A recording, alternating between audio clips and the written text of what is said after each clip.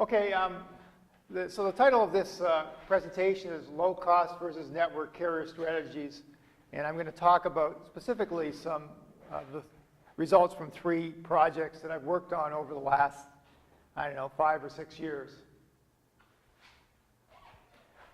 Okay, these low-cost carriers have a fairly long history in the United States, having operated for more than 30 years. Some of their strategies are pretty well known, at least initially, although some of these low-cost carriers have developed sort of hybrid-type strategies now. But traditionally, they had fairly short turnarounds at gates in order to maximize the amount of time that the aircraft were in the air. They tend to follow a fleet standardization strategy, so they have fewer types of aircraft, more standardized fleet than some of the traditional network carriers. Quite often they only have one class, fairly high density seating. Anybody who's flown Ryanair knows that's Ryanair's strategy.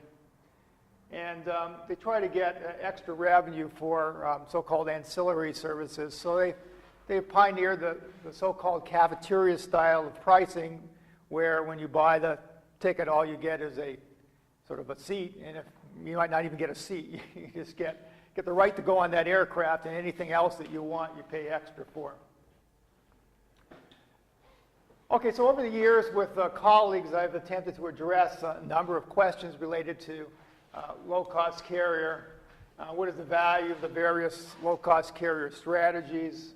How else are low-cost carriers distinct from network carrier strategies are 2 of the questions that I've asked. And so this relates to sort of three particular projects that I've worked on. One is, what is the value of fleet standardization? We mentioned that was one of the main focuses of low-cost carriers. What does that get them? So that was one paper. Another paper has to do with strategies that low-cost carriers follow, and it has to do with a wider area of research on multi-market contact.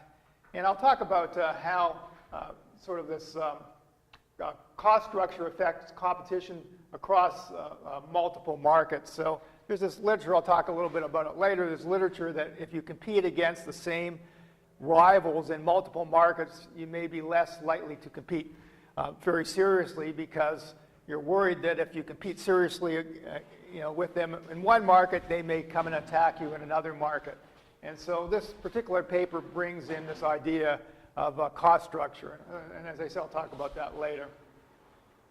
And the third paper has to do with price premiums and low-cost carrier competition.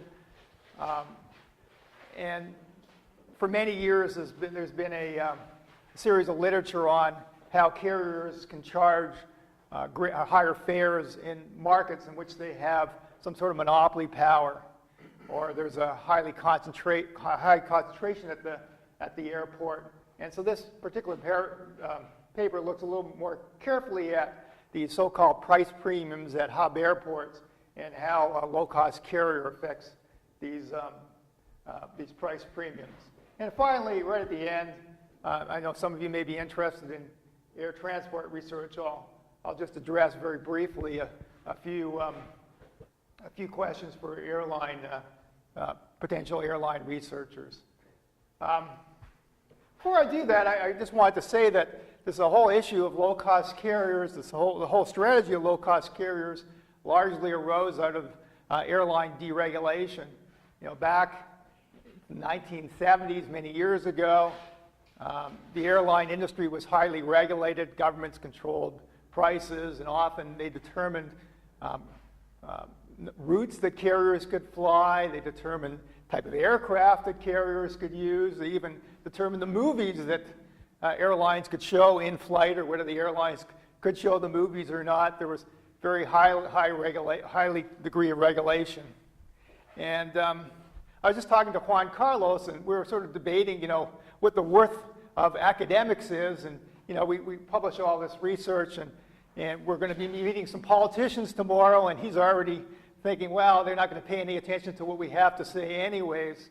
But there was a sort of a series of coincidences that happened in the United States back in the late 1970s. There was a particular person who got appointed to head the regulatory body for air transport, Civil Aeronautics Board, the CAB, a guy by the name of Alfred Kahn, who was an economist from Cornell University.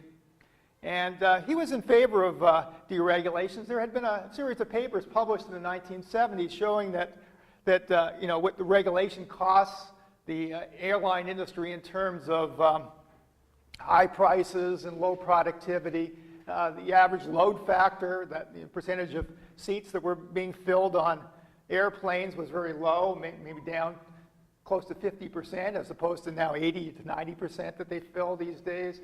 So they were sort of flying around these half-empty planes. As I said, prices were really high. Airlines couldn't enter markets because they weren't allowed to. And this was not just the United States, it was sort of similar in most places in the world. And this guy, Alfred Kahn, had read this research, and he was in favor of deregulation, but that's usually not good enough. Just because some guy's head of a regulatory agency usually doesn't get anything done. But he just happened to have some sort of coincidence happen within the U.S. Congress, because they can never agree on anything. They're always fighting, and they usually don't get anything done. But for some reason, he was able to convince Congress to pass this Airline Deregulation Act. And the industry was deregulated. The airlines were left to determine their own prices. Needless to say, some of the airlines were not in favor of this. They thought that, in fact, it would really ruin the industry. And this is Robert Crandall, who was the CEO of American Airlines. This is what he said about aviation research at the time. He just thought that the economists were just completely out to lunch, and that the industry would disintegrate. But as it turned out, he was actually wrong, and Alfred Kahn was right. And I think for the most part, deregulation really has helped the airline industry. And one of the most important things it's done is it's created the opportunity for new strategies in the industry, of which probably the most important is the low-cost carrier strategy. Pretty well unknown before deregulation. Southwest Airlines in the United States, later, Ryanair and some of the other carriers in Europe, and now a number of carriers in Asia have adopted this strategy that was impossible under the regulatory era. So I think that Robert Crandall was wrong, Alfred Kahn was right, and the airline deregulation and the ability of the airlines to adapt to market conditions really has benefited consumers and the industry as a whole. Okay, so with this in mind, the first paper I'm going to talk about is fleet standardization and airline performance.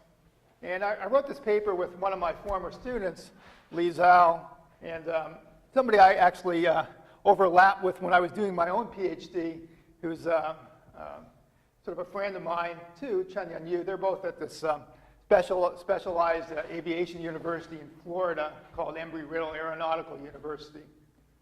And this paper was published just last year in the Journal of Journal of Transport Economics and Policy. I don't know where to put that air in there. JTEP. Okay, it's been generally accepted that a standardized fleet reduces both operating expenses and maintenance costs. So it's been considered to be a distinct attribute for low-cost carriers, and there's a sort of a number of people who have sort of indicated that that's the case. On the other side, a standardized fleet may lack the flexibility in terms of payload and range to tailor to the demands and needs of a complex route structure, may become a hindrance for an airline to maximize its revenue potential. So you think about, why do these network carriers have so many different types of aircraft? Well, they serve some dense routes, some thin routes, some long distance routes, some short distance routes. Yes, there are all these different kinds of routes, and for each particular route, there's usually an aircraft or a set of aircraft, maybe one from Boeing and one from Airbus or one from Embraer and one from Bombardier, that in fact meets the needs of that particular market the best. And if you were to operate that particular aircraft on that particular market, then you may be able to maximize your revenue potential. On the other hand, there's some reasons why you might not want to do that. And that's because, if you have a have crews, and the crews are actually certified to operate on certain aircraft. So if you have pilots or flight attendants that are certified to operate on an Airbus A320, it doesn't mean that, in fact, you can just transfer them over to a Boeing 777. They're not certified to operate on that aircraft.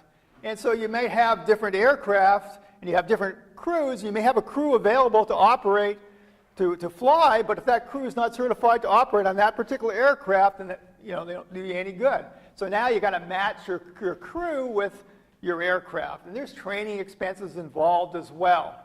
And so there are costs associated with operating lots of different aircraft. And so maybe it may be in your best interest not always to exactly try to match up the best aircraft with the route. It may be best for you to sort of sub-optimize in some ways in order to save, on the other hand, in order to save some training costs and some of this sort of operating costs associated with having to match up the right crew with the right aircraft all the time. Because if all you operate is one type of aircraft, then all your crew is certified to operate on that aircraft. You don't have to worry about this matching arrangement. You don't have to worry about the extra training associated with training the crew to operate on these aircraft. So there's advantages and disadvantages to having a standardized fleet. But when Southwest Airlines sort of came up with this low-cost carrier model back in the 70s and 80s, they decided that, in fact, the advantages of a standardized fleet outweighed the disadvantages. And so all Southwest Airlines operates are Boeing 737s. And other carriers may operate A320s or some other aircraft that is sort of more standardized. Okay, but having said that, there are very few studies that have systematically examined this to show how fleet composition can affect airline profitability. And I sort of cite a few of these studies. This fellow here finds some sort of positive correlation between fleet standardization and operating profit. These people here find that operating profit increases as fleet complexity decreases. These people here conclude that fleet standardization has a positive impact on return on sales. There's been a few studies, but we thought we would look at this in a more systematic manner. So the motivation of this paper is to empirically investigate how fleet standardization affects both operating costs and also profitability. So we asked, to what extent can fleet standardization reduce an airline's unit operating costs? To what extent does fleet standardization affect an airline's profitability? And to what extent does fleet standardization provide advantages to low-cost carriers over network carriers?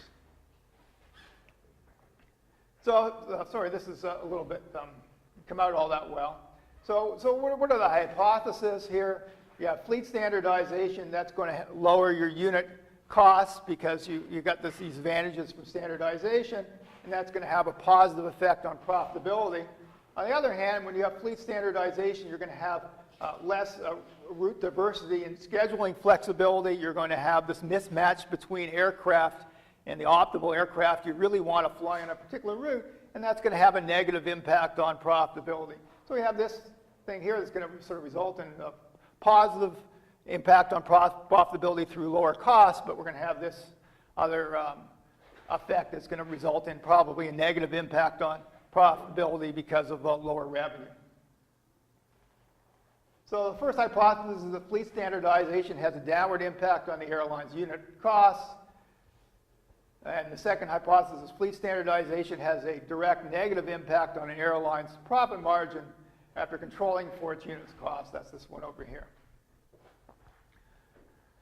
Okay, so one of the, this may not seem like a really insightful way of sort of thinking in it, but it's really a way that these other researchers really hadn't thought about fleet standardization. So we thought it was somewhat innovative.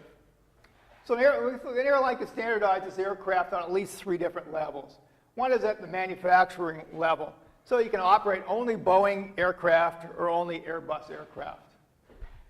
Another way you can standardize your fleet is at so-called family level. and that is use only Boeing 737 aircraft. Don't use any 777s or 767s or 787s. Only use aircraft within the Boeing 737 family. And a third way, and this is the sort of the lowest level, I guess, is to standardize at model level.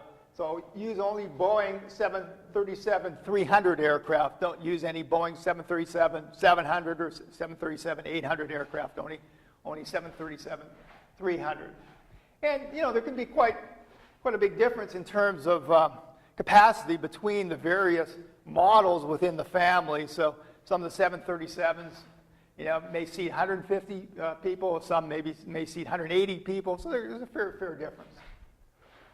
And so what we wanted to do is come up with standardization measures that explicitly account for each of these different levels of standardization. Now, one of the key sort of ideas here is that, I talked about different training costs associated with flying different aircraft. Well, if you're certified to fly on a Boeing aircraft, say a Boeing 737, doesn't mean that you're certified to fly on sort of a similar Airbus aircraft, the Airbus A320. You probably would need a different certification in order to fly that aircraft. So there are certainly costs associated with operating at the different manufacturing level. And the same often at the family level. So if you're certified to fly on a Boeing 737, doesn't mean that you're certified to fly a Boeing 777. That's, again, you need to get recertified or a different certification for that. But at the model level, generally, if you're certified to fly on a Boeing 737-300, you can also fly on a Boeing 737-800, or the additional costs associated with being able to fly on these two models of the aircraft are very low. So you can have more interchangeability in your crew at this level than you can at this level, and certainly at this level. And so I'm giving you a bit of a precursor as to what we're going to find, and I'll sort of tell you in advance. Quite often it pays to be flexible at this level over here because you can get your interchangeable crew, but standardize at these levels over here because the extra training costs and certification costs and matching costs between your crew and your aircraft are much higher. All right, so let me give you an example of different types of sort of fleet distributions. We have Southwest Airlines. This was year 2006. It operated 193 Boeing 737-300s, 25 Boeing 737-500s, and 263 Boeing 737-700s. And this was a sort of a standardization number that was, or calculation. I won't get into how it was calculated, but it was used in some of the previous studies. And based on this distribution, it calculated its standardization at 0.33, whatever that means. I guess 1 is completely standardized, and 0 is sort of an infinite number of models. So this was sort of a standardization number it came up with. On the other hand, Air Wisconsin, it operates these BAA 146s, Canadairs, regional jets, the 100s, the CRJ 100s, 200s, and this Dornier 382. You can see they operate aircraft from 3 different manufacturers, but according to this way that these other people had calculated standardization, the standardization level is exactly the same as for Southwest. It's operating all 737s, but different models. And finally, Spirit Airlines, it operated some A319s, some A321s, and at that time it was operating some MD DC-9s, and again, it came up with the same standardization level. So you can see that the previous ways of calculating standardizations were sort of blunt instruments. This IPC measure that was used in previous papers didn't account for the level of standardization, whether you're standardizing at the model level, the family level, or the manufacturing level. So we just came up with some HHI measures. These are sort of standard HHI measures where you take a look at the variation in this case in manufacturers, and the variation in families, the variation in models. So you can come up with a different HHI or Herfindahl index for each of these. I won't get into the math, but it's fairly simple calculation. And so if we take a look at the way we calculated our standardization based on these HHI measures. Southwest is not standardized at the model level because it's operating these 3 different models, but it has complete standardization at both the family level and the manufacturing level. This particular company here has sort of the same level of standardization in each of these, but sort of different from how we calculated Southwest. And this carrier, again, has sort of different levels of standardization at the model level, the family level, and the manufacturing level based on our calculations. So you can see that whereas the old calculation, everything was the same, here we get different calculations at the different ways that you can standardize your aircraft. Okay, so then this sort of histogram compares fleet standardizations, measurements, and this is, trying to remember what we did here, but I guess this is sort of different observations or different airlines that we had in our data set, and this is how sort of this particular measure would sort of distribute their standardization between 0 and 1, and so we have obviously different patterns of standardization across our airlines from what was previously done, and we think these are better measures. Before I get into exactly the calculations I did, just in general, some trends that we came up with. And overall, the trend in fleet standardization is basically up. At the manufacturer level, it's up at the family level, at the one over here is the model level. It's sort of gone up. And this is a sort of overall, this is the sort of the old measure of standardization, this IPC level. So if you take a look at any of the measures, the trend, this is American fleet, the trend has generally been up. Airlines have decided that overall that in fact they would like more standardization. And some of this has to do with just what airlines have survived and which airlines have died. We have sort of one observation per year per airline, and as the time has gone between 2000 and 2010, some network carriers have sort of gone by the wayside. They've gone bankrupt or they've been merged with other airlines. And new airlines, mainly low-cost carriers, have come into the market, come into the industry. And so as these low-cost carriers have replaced the network carriers, the low-cost carriers with more standardization may have accounted for some of this trend. Plus, I think some of the network carriers have decided that maybe more standardization was better. So in general, you can see that between 1999 and 2009, and probably the trend has continued since then, standardization levels have gone up. So there's an industry-wide increase in the degree of fleet standardization among the airlines. You can compare standardization between the various types of carriers, the network carriers, low-cost carriers, and regional airlines. Trying to figure out which one is which. These are the regional. Oh, this is for the model. So this is category 2. This is low-cost carriers, and this one over here is regional airlines. You can see that the low-cost carriers have a greater standardization level compared to the regional airlines.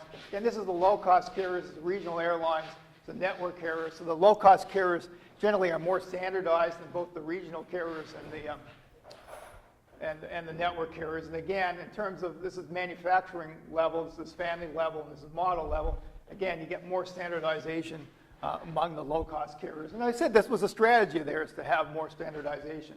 Network carriers are down here.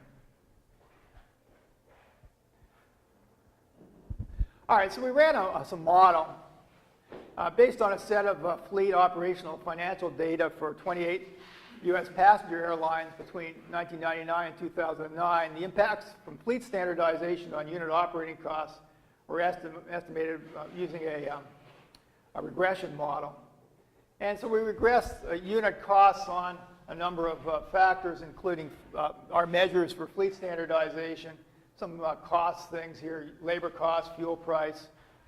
This is amount of traffic, total revenue ton miles, some characteristics of the airlines, numbers of points served, stage length, and a whole bunch of other variables that we were able to get some data on My colleagues at Embry-Riddle have access to lots of airline data, so they were able to get a lot of measures that you could put in this cost function.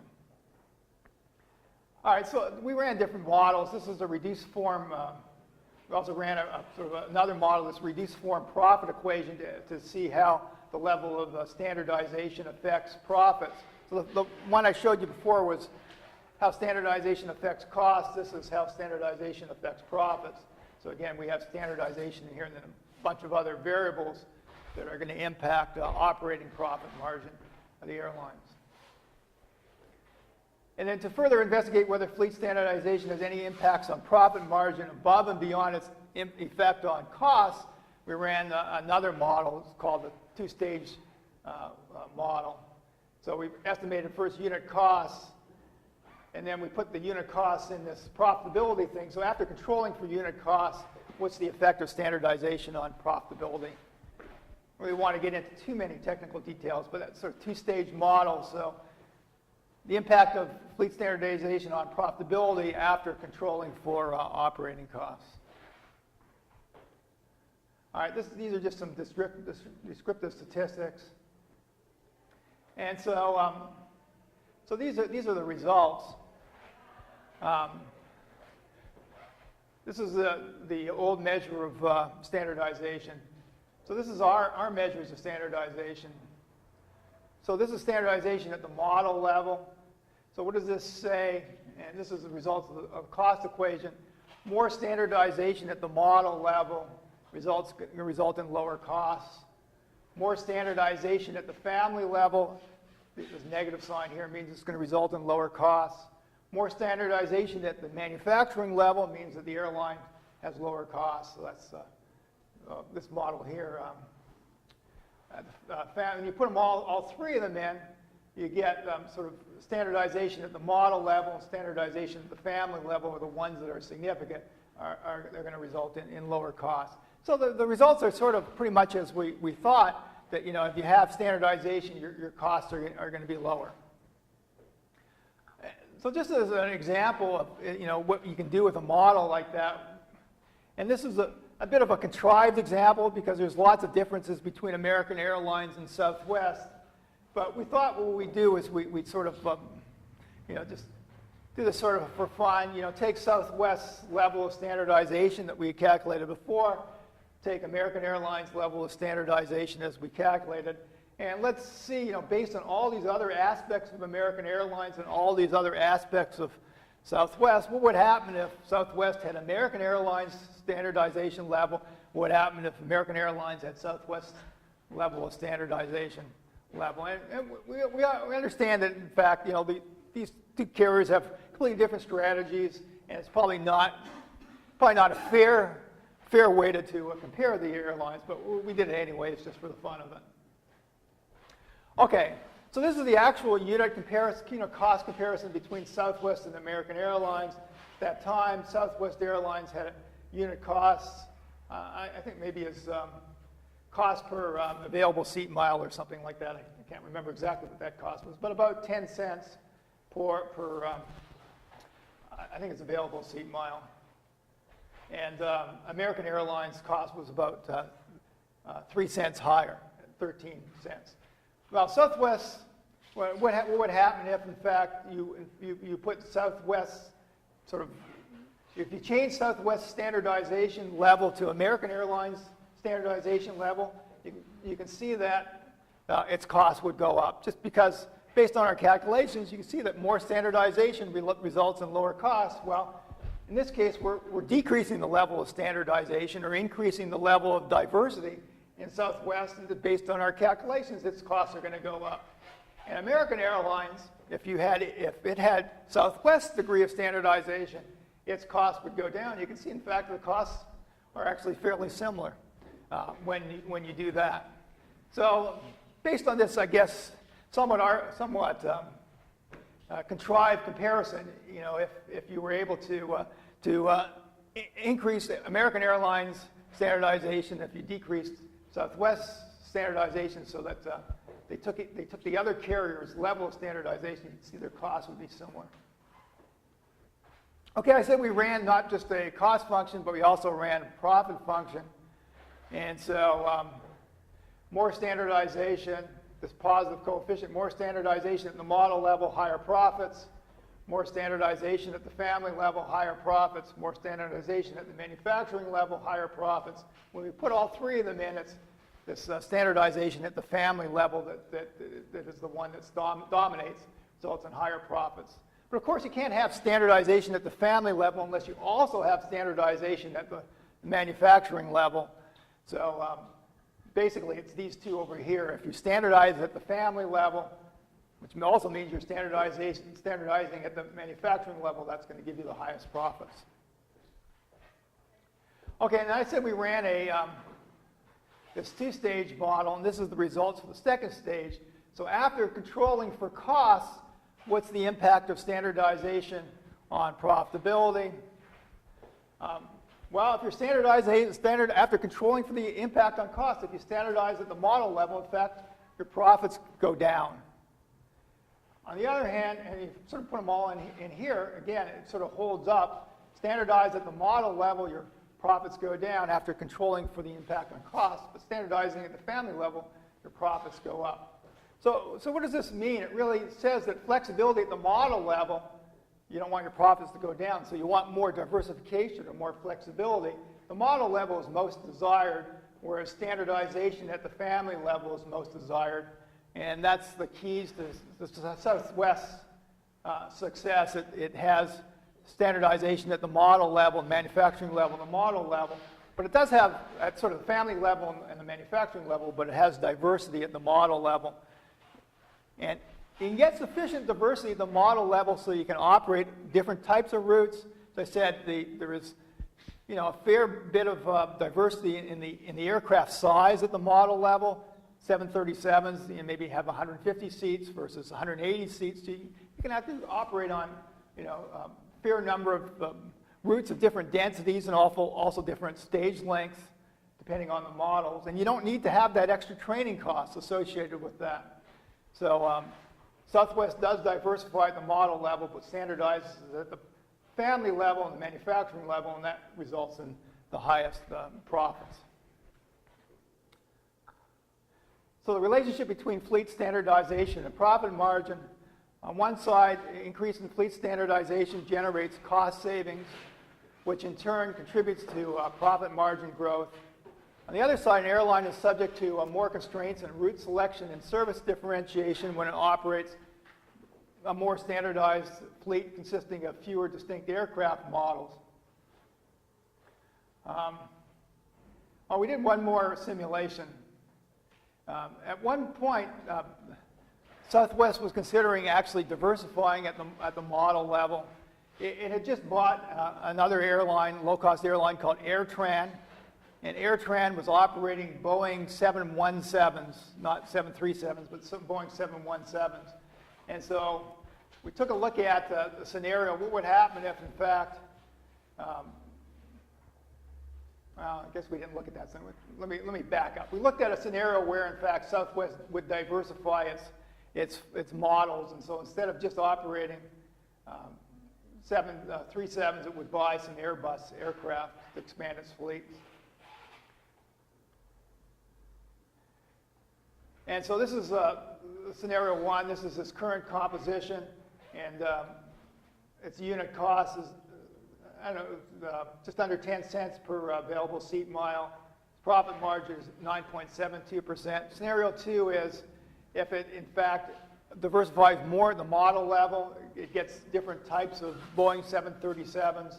So it has more diversity at the model level. In fact, its unit cost will go up slightly, but its profit margin will also go up. And this was, instead of diversifying the model level, it diversified at the family level. It bought some Airbus A320s as well as 737s. And here its costs go up even more, and its profits go down. So you can see that diversifying at the model level is better for Southwest than diversifying at the family level.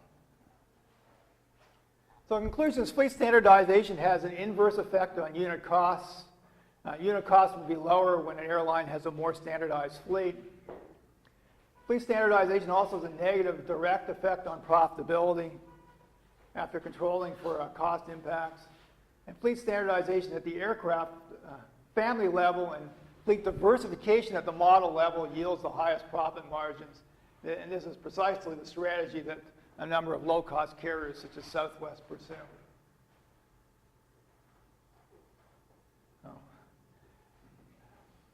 Before I go on to the next paper, does anybody have any questions about this paper? I mean, you can save them till the end if you want, but there's a lot of data.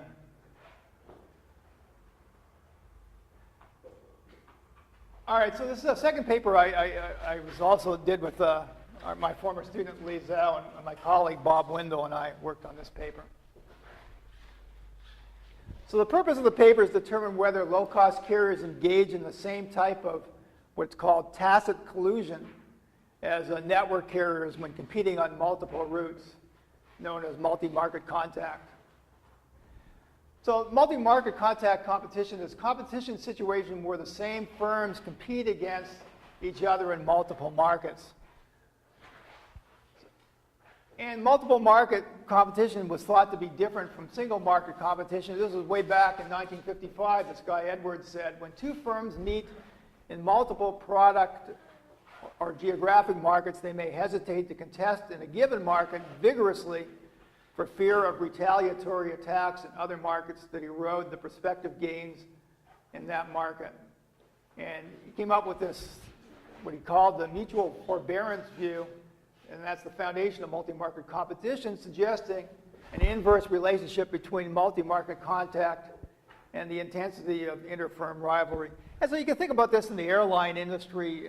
You know, most airlines have home hubs, British Airways in London, Iberia in Madrid, Air France in Paris. You know, what would happen, you know, Lufthansa in Frankfurt, what would happen if, in fact, British Airways said, you know, we're tired of just the sort of, you know, Heathrow Airport, you know, it's congested. We really want to expand, and we're going to go open another hub in Frankfurt. And we're going to compete directly against Lufthansa in Frankfurt. And I know there are space constraints, but, you know, let's ignore the space constraints for now. So Lufthansa says, well, you're going to go and you're going to compete against us in our home market. We're going to go and we're going to open a hub in Heathrow, and we're going to compete against you there. So don't you dare come try to compete with us in Frankfurt, because we're going to do the same to you. So the idea is that the more markets in which you compete against an airline, another airline in this case, or another company, the less likely you are going to try to do that, because, you know, British Airways would be maybe silly to try to go into Frankfurt and compete against Lufthansa if, in fact, the threat was there that Lufthansa would go into Heathrow and compete there. So it's called the mutual forbearance theory. It's like, okay, you have your area, we have our area, and let's just sort of leave it at that. You know, you don't try to compete rigorously in our home market, and we won't try to compete rigorously in your home market. So this idea of sort of mutual deterrence, you know, the threat that the other carrier is going to retaliate, and this idea that there's a sort of tacit cooperation, even though it's not a written rule that, you know, British Airways is not going to go into Frankfurt. It's sort of maybe an unwritten rule, results in this we call mutual forbearance. You know, you leave us alone, we'll leave you alone, and that lowers the intensity of competition. And so that's this idea of multi-market competition. Been around for many years. And so a number of empirical studies of multi-market contact use data from the airline industry. You know, why is there so many studies on the airline industry? Well, there's a lot of data available, so a lot of researchers have used the airline industry in order to, as a industry in which to study various economic conditions. And in this particular type of study, it makes sense because airlines do compete in multiple markets. And these people here, Evans and Cassides, they did an empirical study on the effect of multi-market competition on pricing in the U.S. airline industry. They found that the airline industry follows what they call the golden rule, that its fares are higher in city pair markets served by carriers with extensive inter-route contacts. So when you have a lot of inter-route contacts with other carriers, then that sort of results in higher prices because of this tacit collusion. All right, so we thought we would examine this in a little more detail and take into account this cost factors. So it's sort of we call it a contingency study, contingency model, or re-examination of this mutual forbearance hypothesis. We wanted to use cost as a moderating factor. So we thought that this mutual threat may not hold when two firms differ substantially in production costs, and their costs are public information, and that's sort of a low-cost carrier. In the airline industry, too, all costs are public information because they're all filed, pretty well all filed.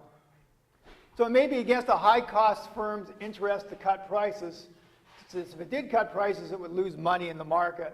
Therefore, the threats of high-cost firms may not be credible and may not deter low-cost firms from pricing aggressively across multiple markets. When a firm has a high-cost advantage across markets, multi-market context serves to enlarge this cost advantage. Therefore, our multi-market contact fosters efficient firms to deviate in all markets. So we thought there may be some difference in this mutual forbearance depending on the cost structure of the firm.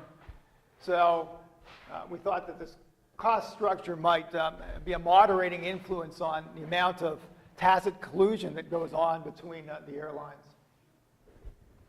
So the airline industry is an ideal candidate to test the moderating effect of costs. Carrier cost structure is public information. So, when you're competing against, sometimes in some firms, when you're competing against another firm, you really don't know what their costs are. So if you cut your prices, you don't know whether the other firm can cut its prices as well and still make a profit because you don't know what their cost structure is. Airline industry, pretty well, you know what the other airlines' cost structures are. So if you cut your prices and you're competing against a low-cost carrier, you pretty well know that they can cut their prices and still have lower costs than you. So it's a sort of an important condition that makes this industry a good one to study. Cost differences are typically firm-related. Although there are market-specific factors, they do not vary much across carriers. So if you're a low-cost operator in one market, usually you're a low-cost operator in another market, and in a third market, and a fourth market. It's not generally that you have high costs in one market and low costs in another market. So that's another factor that makes this industry good to study. And some input prices or input factors are sort of similar, among the different competitors and for a particular competitor across markets. So for American Airlines, usually it's, labor costs are pretty well the same across the different markets that it operates on. Okay, so hypothesis one is basically that prices are going to be higher when you have multi-market contact. So we're going to agree with Evans and Casides. That's what they found, and we think that that's true, that the more multi-market contact you have, the higher your prices. The second hypothesis is that, in fact, multi-market contact is going to differ depending on whether you're competing against a carrier with the same cost structure as you have, or you're competing against a carrier with a different cost structure. And that's going to affect whether you're going to be able to collude on prices. Okay, so our data source is, in the United States, we have this wonderful data sample. It's a 10% ticket sample that the U.S. Department of Transportation collects. So when you go and fly in the United States, and you have your airline ticket, if the last number of your airline ticket is a 0, the Department of Transportation collects that data and compiles it and lets all the researchers have it for free. So we know, and that ticket has all sorts of information, including pricing information, routing information. So this 10% ticket sample has been used extensively in order to analyze the airline industry. Then we collected some other data on the top 1,000 domestic origin and destination routes. It's a bit of an old study, 2002. We collected data on specific variables, too, that measure market structure, the concentration on the routes, the concentration at airports. Our final sample included 19 carriers for 998 routes, serving 89 endpoint airports for a total of 4,667 observations. All right, well, I don't really want to go into the math, but so you can measure multi-market contact. Basically, we count the number of routes in which an airline competes against another airline. So the more routes that you're competing against another airline, the more multi-market contact you have. So this may be multi-market contact between, United Airlines and American Airlines. And then what we do is we say on a particular route, well, you have, maybe United competes not just against American, it might also compete against Southwest Airlines or against Delta. So we come up with sort of an average measure of multi-market contact for the different airlines that it's competing on a particular route. And so the more competition you have against these other airlines, the higher the measure of multi-market contact. So that's sort of all this is doing. It's sort of taking an initial measure and it's putting it down onto the route level, and then it's saying, okay, for a particular route, you may not be just competing against one airline, you may be competing against 2 or 3 airlines, and then we sort of average the multi-market contact depending on how many airlines you're competing against. All right, I did say that the sort of the conditioning factor that we're looking at is costs. We're going to say that some airlines are going to be competing more against other airlines depending on whether their cost structures are similar or different. And you can see that we collected this.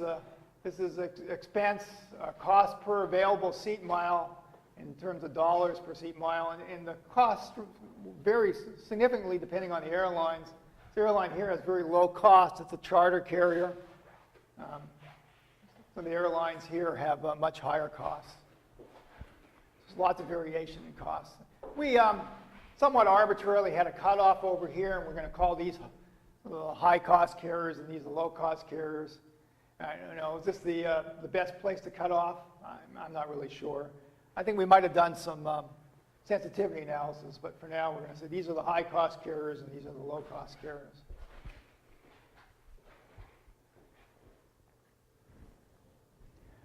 All right, these are just some descriptive statistics that we collected. Okay, so model 1, the dependent variable is yields. We run a regression on yields. And so we have a bunch of variables in here. The key variable of interest is this multi-market contact. The more multi-market contact you have, basically the higher the price on a route. And this was what Evans-Cassidy's found, that the more that you're sort of competing against the same carriers on many routes, the less likely you're going to be to try to cut prices. More likely you're going to be to keep fares high. So that's what this positive coefficient says. Multi-market contact leads to higher prices. Okay, so we ran then this second regression, which is really where our contribution is. And so this is multi-market contact between a high-cost carrier and another high-cost carrier. This positive coefficient means that, in fact, fares are higher on those routes. This is multi-market contact between a low-cost carrier and another low-cost carrier. We see that they too collude, that the low-cost carriers don't like to compete on price against other low-cost carriers, and then when there is a lot of competition, there's a lot of sort of route overlap between those low-cost carriers, they too collude and have tacit collusion and have higher prices. This is multi-market contact between a high-cost carrier and a low-cost carrier. And so overlap in routes between high-cost and low-cost carriers doesn't result in higher prices. So you can see that the strategy for the high-cost carrier is to try to collude with other high-cost carriers. Strategy for low-cost carriers, collude with other low-cost carriers. But the high-cost carriers and the low-cost carriers actually don't collude. They sort of, they're going their separate ways, and there's no indication that overlap among their routes leads to higher fares. So following the previous literature, we found a positive impact on fares from multi-market contact. The more overlapping route between the two carriers, the higher the fares. We also found that low-cost carriers take into account multi-market contact with other low-cost carriers when setting their prices. However, multi-market contact does not significantly influence fares between the low-cost carriers and the higher-cost network carriers. I thought it was sort of an interesting result. I'm not exactly sure it's going to win us a Nobel Prize, but thought it might be interesting. When people think about low-cost carriers. All right, I'm going to talk about the last paper of the three. This is called price premiums and low-cost carrier competition. Christian Hoffer is another one of our former students. He's now a full professor at the University of Arkansas. And again, Bob Wendell, my colleague, and I work with Christian on this paper. Okay, in a number of studies, researchers have found evidence for the existence of hub premiums. Fares at airports dominated by a carrier or at an airport with highly concentrated traffic were higher than fares at these non-dominated, non-concentrated airports. And so these were some studies that found that, when you have a lot of concentration or a lot of, one carrier, for example, has a very high market share at a particular airport, Iberia at Madrid or British Airways at Heathrow or Lufthansa at Frankfurt, the fares tend to be higher. And these are so-called hub premiums. And the Government Accountability Office in the United States did some studies, and they found that, that concentrated airports had fares that were 27% higher than unconcentrated airports. And, as high as 70% at this one particular airport, Charlotte. Bornstein, who's done a lot of airline research over the years, also found higher fares. We found that we did an earlier study years ago, and we found the hub premiums, but our hub premium finding was pretty low.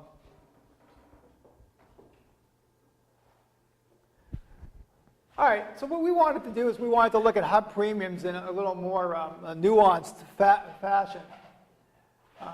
And we wanted to decompose them actually into 4 different components. Now, why would fares be higher at an airport that's dominated by one airline? Well, you can think about domination or sort of, domination versus concentration.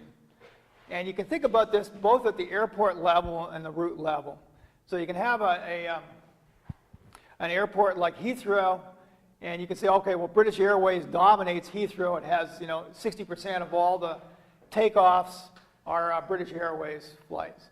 But then you can also measure so-called concentration using this Herfindahl index.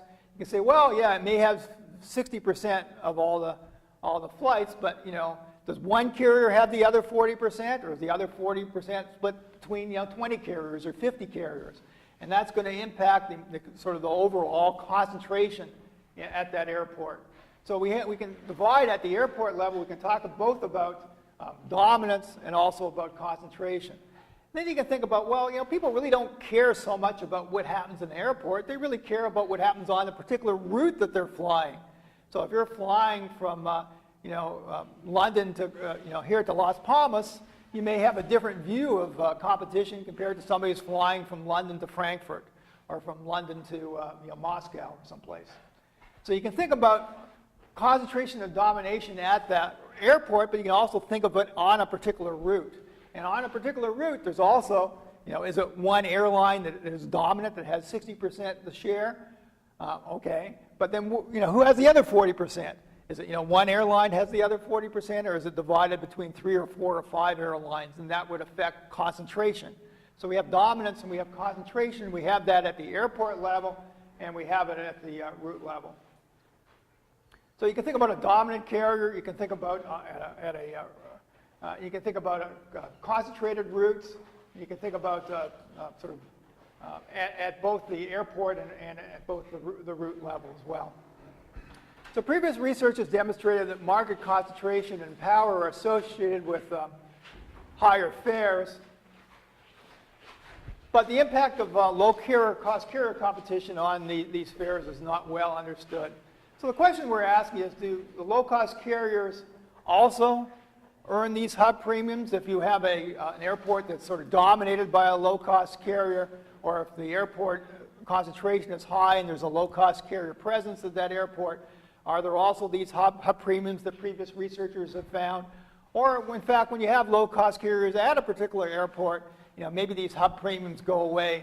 And the same as on a route. And when you have a dominant carrier on a route, you tend to have higher fares. What happens when you have the low-cost carrier on the route? Do these sort of premiums go away? The analysis is based on a price estimation equation which allows coefficient of the hub premium variables to vary across three specific cases. So we talk about hub premium variables. You have major carriers without low-cost carrier competition. You have major carriers with low-cost carrier competition. We expect that maybe in fact prices are lower here. And then we have actually the low-cost carriers themselves, and we figure that maybe they don't charge premiums at all. So this may be the highest premiums where the hub, where you have major carriers who don't have low-cost carrier competition. This may be intermediate, where you have major carriers that do have to compete with low-cost carriers. And the hub premiums may be the lowest when the low-cost carriers themselves are considered. They may not charge them at all. So we're going to estimate a price equation. The price equations are going to depend on a number of variables, and including these variables we have to assess hub premiums. All right, so as we said, we're going to measure hub premium at the route level and at the airport level, and these are concentration measures, and these are the measures for dominance, the market share of the carrier. Higher the market share, you figure the higher the premium. The more concentrated the airport, the more concentrated the route, the higher the fares. All right, so this is sort of the results that we found. So these are the network carriers that don't face low-cost carrier. We found that on average, they charge this $36 higher fares than what you would normally consider if, in fact, there was sort of little concentration on the route and little concentration at the airport and no dominance at the airport, no dominance at the route level. I'm trying to remember exactly the numbers we used, but we had a case where there was sort of no dominance and we had a case where there was. And so found that these are the sort of the premiums that other researchers have found. This is sort of a $36 higher fare that you would expect to pay on a route that was dominated by a carrier that had high level of concentration, and where the airport itself was dominated itself by a carrier, and where there was a high level of concentration at the airport. If you break out the premiums into these components, this is the dominance premium at the airport, this is the dominance premium on a route, and this is the concentration premium at the airport, and this is the route concentration level here. And so you can see that most of the premium comes out of this, airport dominance. So in fact, when you do have an airport where there's really only one carrier that has a high market share, then that's where you pay the highest prices. So airport dominance gives you the results in the highest percentage of that premium. And the second highest is over here, and that's airport concentration. So most of the premiums come out at the airport level rather than the route level. So when the network carrier actually has to compete with a low-cost carrier at an airport or on a route, basically these premiums go down from $36 to $27. So this goes down from about $24 to $17, and they sort of all go down. And we looked at the low-cost carriers themselves. We found that they don't charge any premiums at all. In fact, when they are operating at airports in which they dominate, or on routes in which they dominate, they actually charge lower prices for whatever reason. Maybe because they have a cost advantage at those airports or on those routes, higher density routes, and more operations at the airport may give them some sort of economies of scale, which they reflect in their fares. So they don't charge any premiums at all. So these premiums that were found in previous research apply to the network carriers, less so to the network carriers when they're actually competing against low-cost carriers, and they don't apply to the low-cost carriers at all. So in summary, we present evidence that the increased presence of low-cost carriers have contributed to lower hub premiums. It implies that hub premiums, the LCCs are less likely to take advantage of a dominant position at an airport, and hub premiums will decrease in the future as LCCs expand their operations. Our results reconfirm the existence of hub premiums in that they apply to the network carriers. They suggest a moderating effect of low-cost carriers on the hub premiums that the network carriers can charge, and they indicate the LCCs themselves don't charge hub premiums.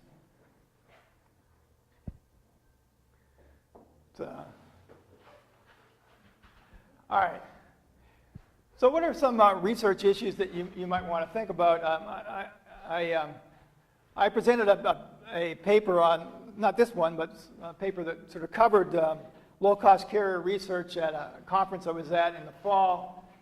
And I started doing research on low-cost carriers, in the early 1990s. And so, over 20 years, I guess, I've been sort of working on low-cost carriers. Yeah. But that's certainly not the only area that you can do research on in the airline industry. There's lots of areas. So from a public policy perspective, you might want to look at positive and negative externalities generated by the airline industry. How should they be assessed? I think that's an important public policy consideration. On the positive side, the industry has helped to promote international trade, tourism, and economic development. On the negative side, the industry contributes to carbon pollution, potentially to global warming, noise pollution.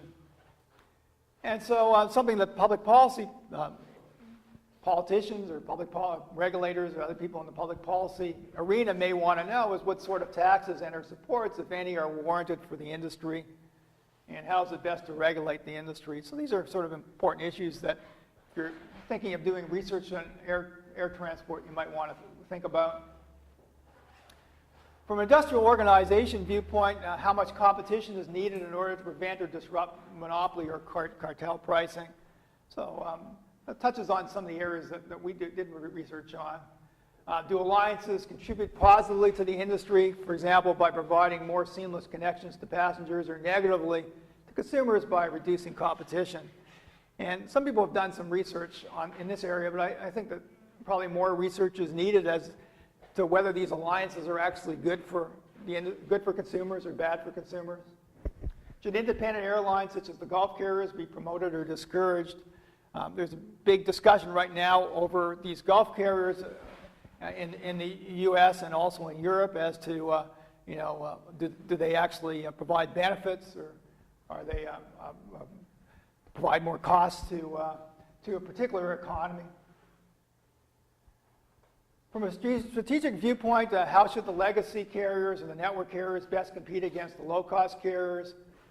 Should they maintain a quality strategy, or should they lower their quality and compete directly with the low-cost carriers on costs and prices? So some of the network carriers have adopted this strategy. It's certainly true in the United States. They've lowered their quality, and they're trying to compete directly against the low-cost carriers, with this cafeteria-style pricing. In Europe, I think sometimes the network carriers have decided to maintain more of a quality reputation, and they've created low-cost carrier subsidiaries so that they don't have to compete directly against the low-cost carriers. So which of these strategies is better? How successful are the low-cost subsidiaries of the legacy carriers? Why have so many of these subsidiaries failed? From an infrastructure perspective, I know that Juan Carlos has done a lot of research on this. From an infrastructure perspective, was the best ownership and managerial structure for airports and air navigation control systems? Should privatized airports be regulated, and if so, based on what formula? And this is an issue that a lot of economists have talked about. Maybe you don't need to regulate the private airports because there's competition with other airports, or maybe you do. Airline industry is notoriously unprofitable. Okay, thank you for listening. This is our ATRS, our research society. We're holding a conference in Rhodes, June 23rd to June 26th. I feel sort of funny asking people who come from Resort Island to go to another Resort Island for a conference, but in case you want to change the beaches, you can go to this conference here. Thank you. Thank you.